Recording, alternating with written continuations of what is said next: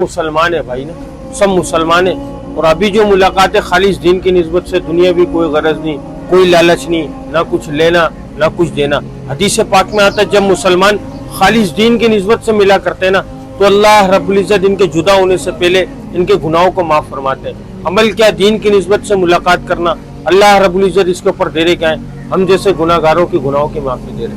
अल्हम्दुलिल्लाह सब मुसलमान, हम सब ने अजीम शान कलमा पढ़ा, ला इलाहा इल्लल्लाहु मुहम्मदुर रसूलुल्लाह। इस कलमे के अंदर ना हमारी रूह है।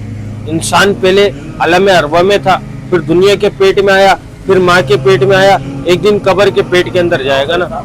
तो इस कलमे के अंदर हमारी रूह ने अल्लाह से इकरार और वादा किया था कि अल्लाह दुनिया में जाएंगे, आपके हुक्म को मानेंगे और आपके नबी के तरीकों के ऊपर जिंदगी गुजारेंगे। लेकिन जब दुनिया के अंदर आए ना तो दुनिया की चमक को देखकर, दुनिया की रंगीनियों को देखकर, दुनिया की गलाजत को देखकर, दुनिया के गटर को देखकर हमने इससे ऐसे दिल लगा लिया जैसे हमारा ये ठिकाना है, पूरी जिंदगी हमारे को इधर रहकर जाना है, हमारी अय्याशी की जगह ये।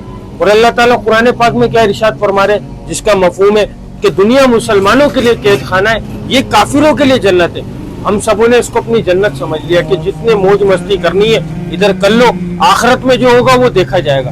मेरे भाई इस चीज का हिसाब किताब लिया जाएगा।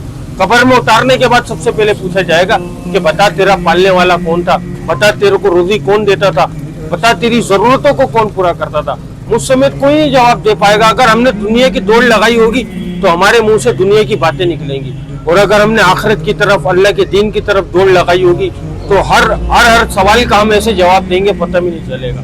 कलमा पढ़ने के बाद जो मुसलमान को सबसे अफजल चीज, सबसे पहली चीज जो फर्ज हुई मेरे भाई वो नमाज है। आज हर बंदा अपने गिरवान में खुद झांक कर देख ले कि फजर उसने कहाँ जाया की, जोहर उसने कहाँ जाया की, असर उसने कहाँ जाया की, मगरिब उसने कहाँ जाया की, ईशा उसने कहाँ जाया की। हर बंदा अपने वक्त का खुद जिम्मेदार है ना। हदीस पाक में आता है कि जिस शख्स की एक नमाज भी फोत हो गई, उसके साथ ऐसा हुआ उसके बीवी बच्चे माल दौलत सब कुछ छीन लिया गया हो और अकेला खड़ा रह गया, इतना खसारा एक नमाज छोड़ने के ऊपर। और जिस शख्स ने एक नमाज को जान पूछ कर छोड़ा 2,88,00,000 साल जहन्नुम की आग में जलेगा मेरे भाई। उसकी तैयारी करके, उसकी तैयारी के लिए हम लोग भेजे गए ना।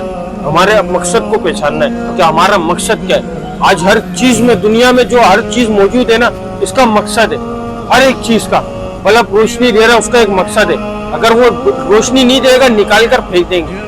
गाड़ी चल रही है तो मकसद है, कुर्सी साबुत है तो बैठ रहे तो मकसद है। हर चीज का दुनिया में आने का मकसद है। तो मुसलमान बेफायदा थोड़ी पैदा किया। मुसलमान का कलमा पढ़ने के बाद जो सबसे कीमती चीज है ना वो उसका वक्त है मेरे भाई। हर बंदा अपने वक्त का खुद जिम्मेदार है, उससे हिसाब लिया जाएगा। हम जो भेजे गए सिर्फ और सिर्फ अल्लाह को राजी करने के लिए भेजे गए।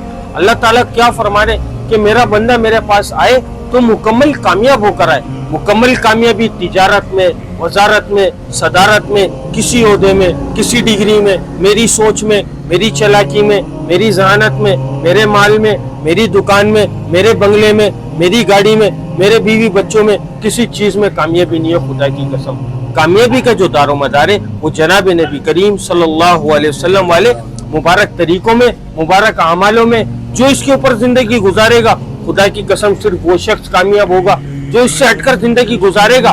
दुनिया में तो हो जाएगा लेकिन आखिरत में खुदा की कसम नाकामी है। अल्लाह ताला कुरान पाक में फरमा रहे जिसका मफहूम, जो दुनिया की खेती का तालिब है ना, जो दुनिया चाह रहा है, हम उसको दुनिया में से कुछ दुनिया तो देंगे लेकिन आखिरत में उसका कोई हिस्सा नहीं है मेरे भाई। इस बात को समझाने के लिए अल्लाह ने एक सिलसिला जारी किया। 1,24,000 पैगम्बरों को दुनिया में महबूब फरमाया। खुदा की कसम वो दुनिया में कुछ लेने नहीं आए थे, वो सिर्फ एक पैगाम को फैलाने के लिए आए थे कि ए लोगों पढ़ो ला इलाहा इल्लल्लाह, कामयाब हो जाओगे। जिसने वक्त के नबी की बात को माना था अल्लाह रब्बुल इज्जत ने उसको कामयाब किया था। जिसने वक्त के नबी की बात को नहीं माना था अल्लाह रब्बुल इज्जत ने उसको नाकाम किया था। हुजूर पाक सल्लल्लाहु अलैहि वसल्लम आखिरी नबी, क़यामत तक कोई नबी नहीं आएगा इस बात को बताने, इस बात को समझाने कि ए लोगों तुम लोगों की कामयाबी दीन में, ए लोगों तुम लोगों की कामयाबी नमाज में, ए लोगों तुम लोगों की कामयाबी नबी के तरीकों में, ए लोगों तुम लोगों की कामयाबी अल्लाह के हुक्म में। खुदा की कसम इस बात को बताने कोई नबी नहीं आएगा।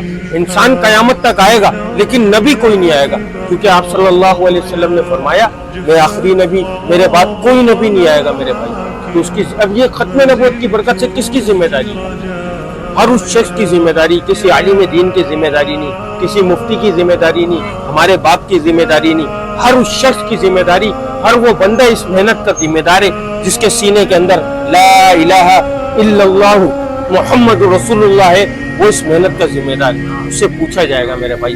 تو اسی پیغام کو پھیلانے کی محنت کر رہے کہ آج جو مسلمان، آج جو ہر انسان جو نشے کے اندر ڈوبا ہوا ہے، جس کے کان کے اندر حی علی الصلاح حی علی الفلاح کی آواز آ رہی ہے اور وہ مسجد کو نہیں جا رہا، اس سے بڑا نشے ہی کوئی نہیں ہے میرے بھائی۔ نشے کا کام کیا ہے؟ انسان کو سن کر دینا۔ تو ہمارے دماغوں نے ہمارے کو اس طریقے سے سن کر دیا کہ حی علی الصلاح حی علی الفلاح کی آواز ہمارے کو سمجھ نہیں آ رہی میرے بھائی۔ ہمارے کو نظر آ رہا ہے ہماری دکان ہمارے کو کامیاب کر رہی ہے، لوٹوں میں کامیابی ہے، لیکن اللہ تعالیٰ کا کیا حکم آ رہا ہے؟ مؤذن اللہ کا کیا حکم ادا کر رہا ہے؟ حی علی الصلاح حی علی الصلاح حی علی الفلاح۔ تمہاری کامیابی نماز میں، تمہاری کامیابی اللہ کے حکم میں۔ میرے بھائی اسی پیغام کو پھیلانے کی محنت ہو رہی ہے کہ یہ پیغام عام ہو جائے نا، ہر بندے کے منہ سے صرف یہ لفظ نکلے کہ ہاں بھائی تیری کامیابی نماز میں، میری کامیابی نماز میں، ہم سب کی کامیابی نماز میں نا۔ اگر کوئی بات بری لگی ہو بھائی دل سے معذرت چاہوں گا، کیونکہ میں خود سیکھنے والا ہوں، نہ کوئی عالم ہوں نہ کوئی مفتی ہوں، ایک عام سا انسان ہوں بھائی، سیکھنے والا ہوں نا۔